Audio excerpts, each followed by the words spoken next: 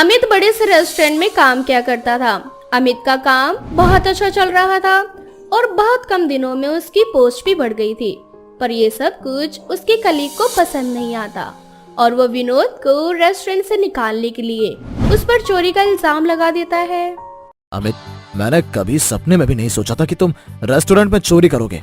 अरे मैंने तो तुझ पर आंख बंद करके विश्वास किया और सारा लेन देन पैसे का काम तुझे सौंप दिया और तूने रेस्टोरेंट में चोरी करी। आखिर तेरी हिम्मत कैसे हुई? मालिक, इस फुटेज में जो इंसान दिख रहा है वो मैं नहीं हूँ। प्लीज मेरी बात पर विश्वास कीजिए। कोई मुझे फंसाने की कोशिश कर रहा है। मैं निर्दोष हूँ, मेरी बात का यकीन कीजिए। हर मुजरिम यही कहता है कि वो निर्दोष है और तेरे कहने का मतलब है कि अब कैमरा भी खराब हो गए हैं, वो भी तुझसे नफरत करते हैं। क्यों? नहीं मालिक, मैं तो बस इतना कह रहा हूँ कि किसी ने मेरे कपड़े पहने और मेरी तरह बनकर रेस्टोरेंट में घुसकर चोरी की, सिर्फ मुझे फंसाने के लिए। बस बहुत सुन ली मैंने तेरी सफाई। अब तुझे जेल में जाना होगा। अब अमित का मालिक उसे जेल भेज देता है और अमित को चोरी करने की सजा मिलती है। कुछ सालों बाद जब अमित जेल से बाहर निकलता है तो वो काम की तलाश में जाने लगता है, जिस पर अमित की बीवी शोभा उससे बोलती है, आप कहाँ जा रहे हो इतनी सुबह सुबह? कहाँ जा रहा हूँ? अब मैं जेल से निकल चुका हूँ। सारी जिंदगी घर में तो नहीं बैठ सकता ना, इसलिए काम देखने के लिए जा रहा हूँ किसी रेस्टोरेंट में। अच्छा ठीक है, आराम से जाना और हाँ, अपना ख्याल रखना। अब अमित अपना घर चलाने के लिए हर बड़े छोटे रेस्टोरेंट में जाता और कोई उसे काम नहीं देता। जब भी किसी को पता चलता कि अमित जेल गया था चोरी के मामले में, वो उसकी बातें सुने बिना ही अपने रेस्टोरेंट से धक्के मारकर निकाल देते। तुमने सोच भी कैसे लिया कि हम एक चोर को अपने रेस्टोरेंट में काम करने देंगे? गार्ड्स, इस आदमी को धक्के मारकर निकालो यहाँ से। सर, मैंने कोई चोरी नहीं की थी, मुझे झूठे केस में फंसाया गया था। मैंने होटल मैनेजमेंट किया हुआ है, सारा काम जानता हूँ, एक बार मुझ पर भरोसा कीजिए। अरे निकलो यहाँ से, मैं तुम जैसे चोरों पर भरोसा नहीं करता। अब अमित को धक्के मारकर रेस्टोरेंट से निकाल दिया जाता है। अमित थका हारा एक पेड़ के नीचे जाकर बैठ जाता है, जहाँ दो भाई आपस में बातें कर रहे होते हैं। वो दोनों भाई भी अमित के तरह उदास बैठे थे। उन लोगों की उदासी देख अमित उनसे कहता है, क्या हुआ भाई साहब, आप इतना निराश क्यों हैं? क्या बताऊं भाई, जिंदगी से निराश हो गया हूँ। गलती की नहीं, उसकी सजा भुगती है मैंने और मेरे भाई ने। हम दोनों भाई एक रेस्टोरेंट में काम करते थे, पर वहां पर हमें चोरी के इल्जाम में जेल भेज दिया गया। उसके बाद तो हमारी जिंदगी खराब हो गई। हम नौकरी के लिए भटक रहे हैं पर कहीं नौकरी नहीं मिल रही। हमें होटल का सारा काम आता है, पर क्या फायदा इस हुनर का जब काम ही नहीं है। सही कहते हैं लोग, एक से भले दो। मेरा हाल भी कुछ आप जैसा ही है। मुझे भी चोरी के मामले में फंसा दिया गया था। मैंने होटल मैनेजमेंट करा है। क्यों ना हम तीनों मिलकर अपना खुद का एक रेस्टोरेंट खोलें और उस रेस्टोरेंट का नाम जेल पर रखें। इससे लोग हमारी ओर आकर्षित होंगे और शायद हमारा बिजनेस चल पड़े, क्योंकि हमारे गांव में जेल जैसा दिखने वाला एक भी रेस्टोरेंट नहीं है। और जब लोगों को पता चलेगा जेल रेस्टोरेंट के बारे में तो सोचो, लोग अपने आप आएंगे।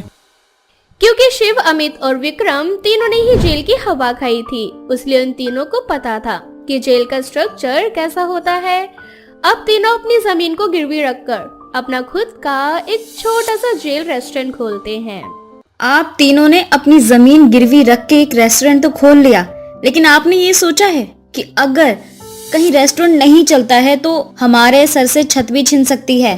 शोभा, तुम जानती हो ना कि इज्जत कितनी मुश्किल से कमाई जाती है, पर जेल जाकर मेरी वो इज्जत मिट्टी में चली गई। अब मेरे पास खोने के लिए जमीन के अलावा कुछ नहीं है, पर मुझे अपनी इज्जत दोबारा पानी है। इसके लिए मुझे इतना बड़ा रिस्क लेना पड़ेगा।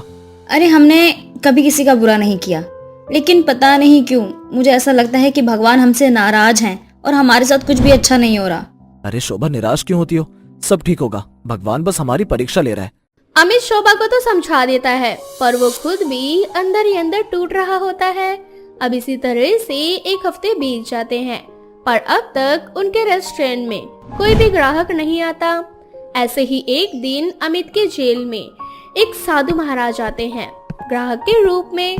अपने रेस्टोरेंट पर एक साधु को देख शिव अमित से कहता है, अमित भाई, एक हफ्ते हो गए हमारे रेस्टोरेंट को खोले, पर अब तक एक ग्राहक नहीं आया और पहला ही ग्राहक साधु है। क्या करें भाई? इसमें सोचने वाली क्या बात है? ग्राहक तो भगवान का रूप होते हैं और मैं तो खुश हूँ कि मेरे रेस्टोरेंट में पहला ग्राहक एक साधु आया। मैं इन साधु को मुफ्त में खाना खिलाऊंगा। वैसे भी साधु संत को खाना खिलाना पुण्य का काम होता है। अब अमित साधु महाराज को मुफ्त में खाना खिलाते हैं। साधु महाराज अमित की सेवा भाव से बहुत खुश होते हैं और उन्हें एक जादुई राख देते हैं और उनसे कहते हैं, बच्चे, मेरे पास पैसे नहीं जो मैं तुम्हें पैसे दे सकूं, पर मेरे पास ये जादुई राख है। तुम इस जादुई राख को अपने रेस्टोरेंट के रसोई घर में किसी कोने में गाड़ दो, फिर देखना तुम्हारा अनाज भंडार कभी खत्म नहीं होगा और तुम्हें कभी खाना बनाने की भी जरूरत नहीं पड़ेगी। तुम्हारा खाना इतना लाजवाब होगा कि उसकी खुशबू से गांव के लोग अपने आप खिंचे हुए आएंगे। महाराज, आपने तो हमारी समस्या का हल निकाल दिया। मैंने तो सोचा था कि कोई भी हमारे इस जेल रेस्टोरेंट में नहीं आएगा क्योंकि हम जेल से होकर आए हैं। अब लग रहा है कि हमारा रेस्टोरेंट ग्राहकों से भरा रहेगा। साधु महाराज अमित के सेवा भाव से बहुत खुश होते हैं और जादुई राख देखकर चले जाते हैं। अब अमित विक्रम और शिव के साथ उस जादुई राख को अपने रसोई घर में गाड़ देता है, जिसके बाद वो तीनों देखते हैं कि रसोई में अपने आप खाना बन रहा है और पूरा रसोई घर अनाज भंडार से भर चुका है। खाने की खुशबू इतनी ज्यादा होती है कि जब तक अमित, शिव और विक्रम बाहर जाते हैं, वो देखते हैं कि उनका पूरा रेस्टोरेंट ग्राहकों से भरा पड़ा है और बाहर ग्राहकों की लाइन लगी है। बेटा, तुम्हारे रेस्टोरेंट से बहुत अच्छी खुशबू आ रही थी। हम यहीं से अपने शहर जा रहे थे, पर खुशबू इतनी जबरदस्त थी कि रोक नहीं पाए खुद को। वैसे तुमने अपना ये जेल रेस्टोरेंट बहुत अच्छा बनाया है, पर इस जेल रेस्टोरेंट में जेल जैसा खाना तो नहीं मिलता ना? नहीं अम्मा, ऐसी कोई बात नहीं है। हमने तो जेल जैसा स्ट्रक्चर अपने रेस्टोरेंट का इसलिए दिया क्योंकि इसके पीछे एक कहानी है जो कि पूरे गांव में मशहूर है। पर आपको खाना बड़ा ही लाजवाब मिलेगा। जैसे ही आपका नंबर आए, आप अपनी टेबल पर जाकर बैठ जाना। इस तरह से अब शिव, अमित और विक्रम तीनों कड़ी मेहनत करते हैं और अपने रेस्टोरेंट को चलाते हैं। साधु महाराज की बदौलत अमित का जादुई जेल रेस्टोरेंट चल पड़ता है और अब उनके रेस्टोरेंट पर हर समय भीड़ रहती। देखते ही देखते अमित, शिव और विक्रम दिन दुगनी रात चौगनी कर लेते हैं और उनके सर से जेल का कलंक भी मिट जाता है। रमेश एक गरीब परिवार से था। रमेश ज्यादा पढ़ा लिखा नहीं था, जिस वजह से उसकी कोई अच्छी नौकरी भी नहीं लग पाई थी। क्योंकि रमेश सही से काम नहीं कर पा रहा था, इसलिए वो भी शादी नहीं करना चाहता था। पर आसपास के सभी रिश्तेदार रमेश की माँ को ताने देने लग जाते हैं। ऐसे ही एक दिन रमेश घर पर बैठा होता है, तभी उसकी मौसी आकर अपनी बहन चांदनी से कहती है, अरे चांदनी बहन, तुझे अपने बेटे की शादी करनी भी है या नहीं? तेरा बेटा 30 साल का होने वाला है, जब बुढ़ा हो जाएगा तब करेगी क्या उसकी शादी? अब तू ही बता, मैं रमेश की शादी कैसे करवा दूं? अरे वो तो अभी अपना खर्चा सही से उठा नहीं पाता, कल को उसकी पत्नी आ जाएगी तो उसका खर्चा कौन उठाएगा? देख चांदनी, जब तक रमेश की शादी नहीं हो जाती वो जिम्मेदारी नहीं उठाएगा। अगर तू चाहती है कि तेरा बेटा काबिल बन सके तो उसकी शादी करा दे। अगर और उम्र बढ़ी ना तो शादी भी नहीं हो पाएगी और सब अंकल अंकल कहने लगेंगे, वो अलग। चांदनी की बहन उसके कान भरकर चली जाती है। अब चांदनी रमेश को शादी करने के लिए मनाने लगती है और आखिरकार रमेश शादी करने के लिए मान जाता है। रमेश के हाँ करते ही चांदनी बिना कोई देरी किए अपनी बहन को घर बुलाती है और उसे लड़की ढूंढने की बात करती है। दीदी, मैंने ना बड़ी ही मुश्किल से रमेश को तैयार किया है शादी के लिए। अब तुम कोशिश करना कि कोई अमीर लड़की हो जो अच्छा खासा दहेज लेकर आए और दहेज के पैसे भी हमें देगी, तभी मैं अपनी बेटी की शादी करवा पाऊंगी। तुम तो जानते हो ना कि कैसे हालात है मेरे घर के। अरे चांदनी, तू फिक्र क्यों करती है? तेरे घर में तो ऐसी बहू लाऊंगी जो अकेले ही पूरा घर का काम संभाल लेगी और तेरे बेटे को भी सीधा कर देगी। बस मुझ पर तू विश्वास रख। अब चांदनी अपनी बहन पर विश्वास कर लेती है और बिना कोई जांच पड़ताल किए अपने बेटे रमेश की शादी खुशबू नाम की लड़की से करवा देती है। खुशबू दिखने में जितनी सुंदर थी, वो उतनी ज्यादा पढ़ी लिखी भी थी। पर ये क्या, खुशबू अपने साथ अपना सामान ना लाकर अंडों की पेटियां लेकर आती है और साथ में कुछ मुर्गियां भी। अरे बहू, तू अपने साथ कोई सामान लेकर नहीं आई है? मेरी दीदी ने तो कहा था कि तू बहुत अमीर है और दहेज में बहुत सारा सामान लेकर आएगी। तू तो सिर्फ ये अंडे और मुर्गा लेकर आई है। माँ जी, मैं आप चलता फिरता अपना बिजनेस लेकर आई हूँ और आप दहेज की बात कर रही हो। आपकी बहन ने आपको नहीं बताया क्या कि मैं अंडे देने वाली के नाम से फेमस हूँ? यही तो वजह थी कि कोई मुझसे शादी नहीं कर रहा था। पर जब रमेश ने शादी के लिए हाँ कही तो मैंने भी इस शर्त पर शादी के लिए हाँ कर दी कि आप मेरे काम में दखल नहीं दोगी।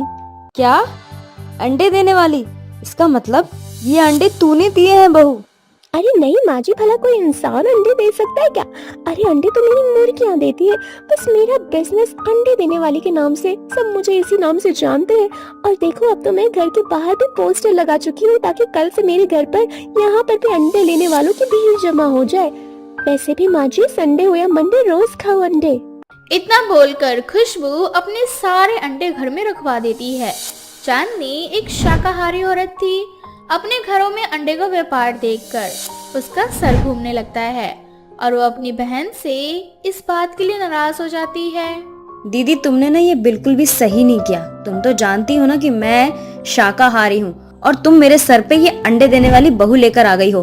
अब ये बहू घर में रहेगी नहीं, खुद तेरी बहू देती है। अरे ये तो उसका बिजनेस है और बिजनेस तो बिजनेस होता है। वो लोगों के घर में जाकर अंडे ही तो देती है। पर तेरा बेटा तो कुछ भी नहीं करता। सोच, क्या पता बहू के साथ रहकर तेरा बेटा भी काम करने लग जाए। और वैसे भी तेरी बहू भी तो अंडे नहीं खाती ना, पर फिर भी यह अंडे देती है। जहाँ तक मुझे पता है अंडा तो शाकाहारी ही होता है। दीदी, खुद को साबित करने के लिए ना कुछ भी मत बोलो। मेरी तो किस्मत ही फूट गई जो मैंने आप पर विश्वास किया और अंडे देने वाली बहू को घर में ले आई। अब बेचारी चांदनी कर भी कह सकती थी। वो सिर्फ अपना सर पीटती रह जाती है और अपनी बदकिस्मती को कोसती रहती है।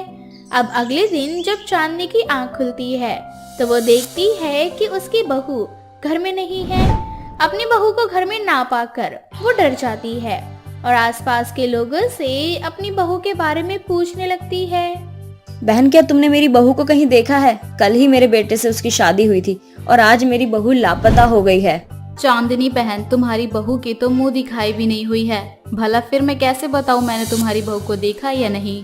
अब घबराती हुई चांदनी आगे रोड पर जाती है, जहां वो देखती है कि उसकी बहू हर दुकानदार को जाकर अंडे दे रही है।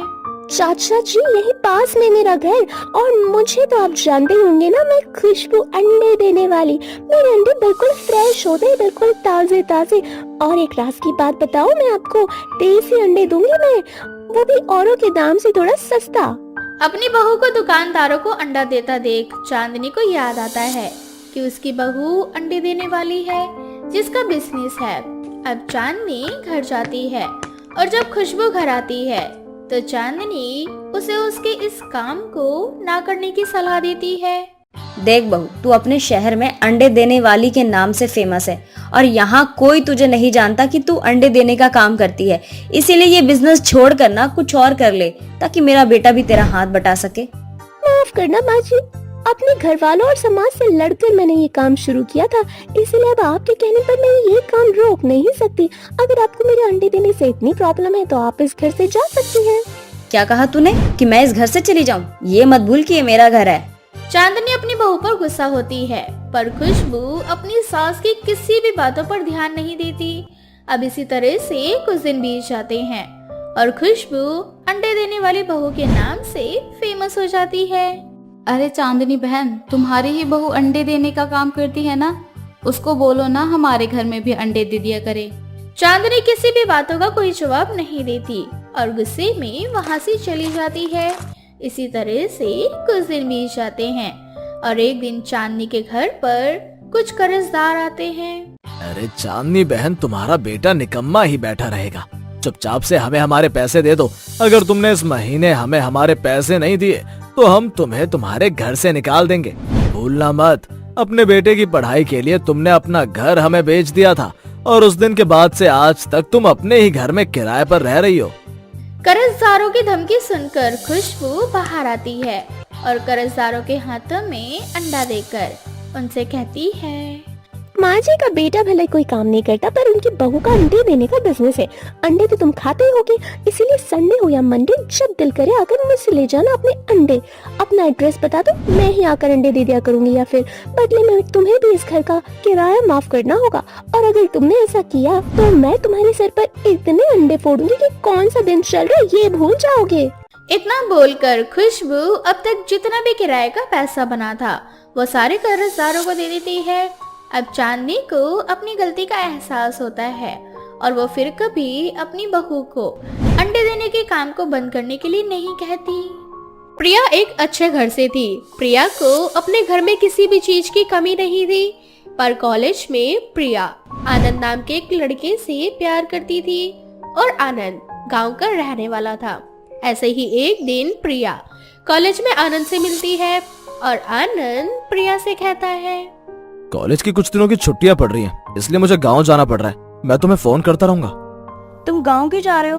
तुम ना जब भी गाँव जाते हो ना, मुझे बिल्कुल भी अच्छा नहीं लगता। मेरा दिल करता है कि मैं भी तुम्हारे साथ गाँव जाऊँ, तुम्हारा गाँव देखूँ। चिंता मत करो, बहुत जल्द तुम्हारा सपना पूरा हो जाएगा। अगर ऐसी बात है तो गाँव से जल्दी आना। मैं अपने घर वालों से बात करूंगी हमारी शादी के बारे में। तुम भी गाँव में अपनी माँ से बात कर लेना। प्रिया, ये देखकर मुझे बहुत अच्छा लग रहा है कि तुम गांव में रहने के लिए तैयार हो, पर क्या तुम गांव में रह पाओगी? गांव में इतनी सारी सुख सुविधाएं प्राप्त नहीं है। मैं तुम्हारे साथ कहीं भी रह सकती हूँ, बस मुझे तुम्हारा साथ चाहिए। प्रिया ने अपना पूरा मन बना लिया था कि वो आनंद से शादी करके गांव में रहेगी। अब आनंद गांव चला जाता है और देखते ही देखते कुछ दिन बीत जाते हैं और बहुत जल्द आनंद गांव से शहर वापस आता है और प्रिया के घर वालों से बात करता है। प्रिया के घर वाले भी इस रिश्ते के लिए राजी हो जाते हैं क्योंकि वो लोग प्रिया की खुशी चाहते थे।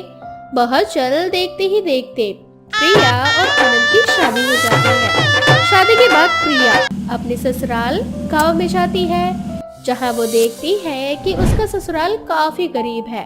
उनका छोटा सा घर है और उस घर में भी सिर्फ 2 कमरे। पहले तो प्रिया परेशान हो जाती है, पर खुद को फिर दिलासा देती है।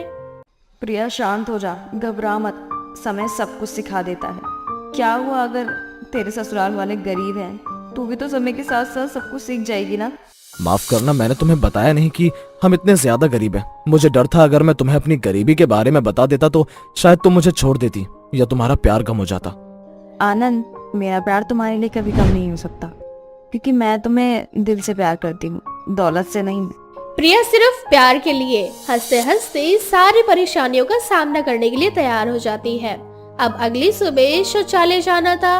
प्रिया घर में शौचालय देखने लगती है, पर उसे पूरे घर में कहीं शौचालय नजर नहीं आता। जिसके बाद प्रिया सुबह के 5 बजे अपने पति को उठाती है। आनंद, जल्दी उठो और मुझे बताओ कि तुम्हारे घर में शौचालय कहाँ है। मुझे शौच पे जाना है, बहुत जोर से लगी है। शौच करने के लिए तो तुम्हें खेत जाना पड़ेगा, क्योंकि हमारे घर में शौचालय नहीं है और माँ को भी आपत्ति है। इसलिए मैंने भी कभी शौचालय बनवाने के बारे में नहीं सोचा। अगर माँ के सामने शौचालय की बात की तो माँ खामखा अपनी राम कथा सुनाना शुरू कर देगी। क्या? शौच करने के लिए मुझे खेत में जाना पड़ेगा? आनंद, ये कैसी बातें कर रहे हो तुम? मैं गाँव में पहली बार आई हूँ, तुम्हें मेरे बारे में सोचना चाहिए था। अगर मैं तुम्हारे साथ इतना ज्यादा एडजस्टमेंट कर रही हूँ तो तुम मेरे लिए एक शौचालय नहीं बनवा सकते? अपनी माँ से बात करो इस बारे में। अरे प्रिया, तुम इतनी परेशान क्यों हो रही हो? माँ के साथ खेत चली जाओ ना। वैसे भी कुछ समय बाद माँ तुम्हें आकर आवाज देने वाली है। अब मुझे सोने दो। तुम इतने आराम से कैसे सो सकते हो? तुमने मुझसे शौचालय वाली बात क्यों छुपाई? बेचारी प्रिया को जब पता चलता है कि उसके ससुराल में शौचालय नहीं है, मानो उसके पैरों तले जमीन खिसक जाती है। पर प्रिया कर भी क्या सकती थी। कुछ देर बाद उसकी सास आती है और वो अपनी सास के साथ खेत चली जाती है। इसी तरह से प्रिया सुबह उठकर अपनी सास के साथ खेत जाती। एक दिन प्रिया रात में सो रही होती है, तभी उसके पेट में दर्द होता है और वो रात के 2 बजे आनंद को उठाती है। प्रिया, तुम्हें रात के 2 बजे शौचालय जाना है? अब सुबह तुम गई नहीं थी क्या हल्की होने के लिए? ज्यादा नाटक मत करो, तुम मेरे पति हो, तुम्हें ही झेलना होगा ये सब। और अगर तुमने सच में मुझे पहले बता दिया होता ना कि तुम्हारे घर में शौचालय नहीं है, तो मैं यहाँ कभी नहीं आती। प्रिया की नाराजगी देखकर आनंद कुछ नहीं कहता और उसके साथ खेत जाता है। अब इसी तरह से कुछ दिन बीत जाते हैं और रोज प्रिया रात में आनंद को उठाकर खेत जाती। पर एक दिन प्रिया की दोस्त नीलम का फोन आता है और प्रिया उसे अपनी सारी समस्याओं के बारे में बताती है, जिस पर नीलम उससे कहती है, इसीलिए मुझे गांव नहीं पसंद। खैर, अब तू गांव में है तो कर भी क्या सकती है। मेरी बात मान तो तू एक टेंट शौचालय मंगवा ले। आजकल शौचालय टेंट आता है, जब तेरा दिल करे तो स्टैंड खोल और उसमें शौच कर दे और शौच के बाद उसे पहले की तरह बंद करके कहीं छुपा के रख दे। ऐसे ना तेरा काम हो जाएगा और किसी को कुछ पता भी नहीं चलेगा। अब जैसे ही प्रिया को टेंट शौचालय के बारे में पता चलता है, वो बिना कोई देरी करे शौचालय टेंट ऑर्डर कर लेती है और अपनी सास से छुपकर रात में शौचालय टेंट का इस्तेमाल करती है। सही कह रही थी नीलम, ये टेंट शौचालय तो बहुत अच्छा है, कहीं भी आने जाने में सही है। मैं तो आराम से घर में छिपके इसमें शौच कर सकती हूँ। अब इसी तरह से कुछ समय बीत जाते हैं और प्रिया उसी टेंट का यूज करती है। एक दिन अचानक से प्रिया की सास को लूज मोशन लग जाते हैं और लूज मोशन होने की वजह से प्रिया की सास की साड़ी खराब हो जाती है। अपनी सास को इतना तकलीफ में देखकर प्रिया अपना शौचालय टेंट बाहर निकालती है और अपनी सास को उसे इस्तेमाल करने के लिए कहती है। माँ जी, आपकी तबीयत बहुत खराब हो चुकी है और जब तक डॉक्टर नहीं आते तब तक आप इस टेंट शौचालय का यूज कर लो। मैंने आपसे एक बात छुपाई, इस घर में टेंट शौचालय है। बहू, घर में शौचालय करके तूने मेरे घर को अपवित्र कर दिया और अब तू मुझे वही करने को कह रही है। माँ जी, माफ करना। आपके साथ जो भी हो रहा है और आपकी जैसी हालत है उससे भी तो घर पवित्र नहीं रहा ना। और घर में शौचालय होना बहुत जरूरी है। इससे पहले आपकी तबीयत खराब हो जाए आप इस टेंट शौचालय का यूज कर लीजिए। हाँ माँ, प्रिया बिल्कुल सही कह रही है। उसने बड़ी मुश्किल से टेंट शौचालय मंगवाया है और आज वो आपके काम आ रहा है। माँ, माना कि हम गरीब हैं, इसका मतलब ये तो नहीं कि हम अपने घर में शौचालय नहीं बनवा सकते। और वैसे भी आप किस जमाने में जी रही हो? आपकी तबीयत बहुत खराब है, आपको शौचालय की जरूरत है ना कि रूढ़िवादी सोच की। और वैसे भी गाँव में अब सब धीरे धीरे करके शौचालय बनवा रहे हैं। माँ, अपनी सोच बदलो और शौचालय जाओ। तुम दोनों सही कह रहे हो। मैंने तो खुद अपने घर के कमरे को अपवित्र कर दिया, वो भी इसी उम्र में, अपने बेटे और बहू के सामने। मुझे माफ कर दो, पर मैं ठीक होते ही सबसे पहले घर में शौचालय बनवा लूंगी, चाहे इसके लिए मुझे कोई कर्जा क्यों ना लेना पड़े। आनंद भी अपनी माँ को समझाता है और प्रिया की सास भी उस टेंट शौचालय का इस्तेमाल करती है। और ठीक होने के बाद प्रिया की सास फैसला लेती है कि वो भी अपने घर में शौचालय बनवाएगी और बहुत जल्द प्रिया के घर में भी शौचालय बन जाता है, जिसके बाद प्रिया को शौचालय टेंट की जरूरत नहीं पड़ती।